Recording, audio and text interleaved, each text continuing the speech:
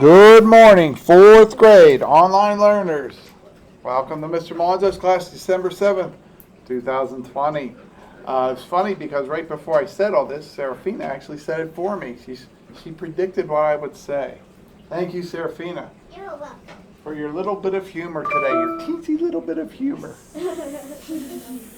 Not that much. Oh no, it was very funny. I like it when people impersonate me. Makes me feel important. Okay, we're talking about non-renewable resources today. Today there's no website summary. We are just reading from the book. No. When there is a website summary tomorrow, I just emailed a parent because she wanted to know, why did my child lose a point for journal summaries and the website summaries? And I said, well, they are copying and pasting. And she said, that's funny because I've told my child about this before and they won't listen. So I'm glad it finally cost them a point. I don't like doing that and I don't always catch it. But when I do, I take a point away. Do not copy and paste. Unless you don't know how to spell. You don't need Yeah, if you can't spell a big word, copy and paste it. But you shouldn't copy and paste 10 sentences because I can tell almost right away. Emma. Yeah, but if you try to spell the word and you're kind of close, then it'll put a red line under it and then you click on it and help it. Yeah, you can use spell check, guys. Spell check will correct your spelling. But or grammar. The point I'm trying to make is, guys, you don't copy and paste 10 sentences. That's stealing somebody's work. All right, let's talk about today's lesson, non-renewable resources. This is on C48. If you do not have a book at home, let's have our hands down to the end of the lesson, please. If you do not have a book at home, you can use the study guide for today. There is no website summary today. And let's quit dancing or cheering in the back of the room, too. It's just hard to teach, guys, when people are moving all over the place. Sit still. Thank you. Okay. Fossil fuels. People use energy every day to run electric lights, to keep computers powered, and to heat and cool homes, schools, and businesses. A small amount of that energy comes from renewable resources. These resources include the sun, wind, moving water, and heat from inside the earth.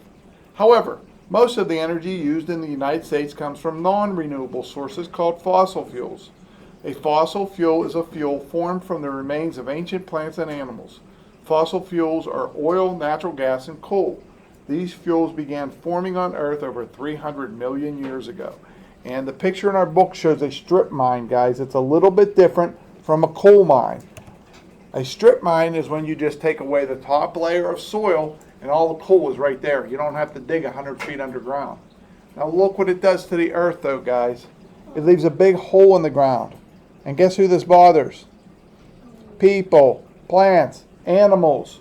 Imagine if you came home one day and your house was not there and there was a big hole in the ground. That's how these animals feel. Okay? So I'm not saying it's not important to get these natural resources out of the ground, but we need to require the companies that are taking the resources, we need to plant grass here. We need to plant trees. We need to make this look like a nice valley now. It may not be a flat area or a mountain anymore, but that's okay. Let's make it look like a nice, peaceful place where animals can play and hunt and do what they do, okay? Not a big scar in the ground. So whether we're digging tunnels underground or we're just taking away surface of the ground and getting the coal that way, we need to restore the land to the way it was before. Okay, in the next page we talk about peat, which is coal formed from the remains of swamp plants.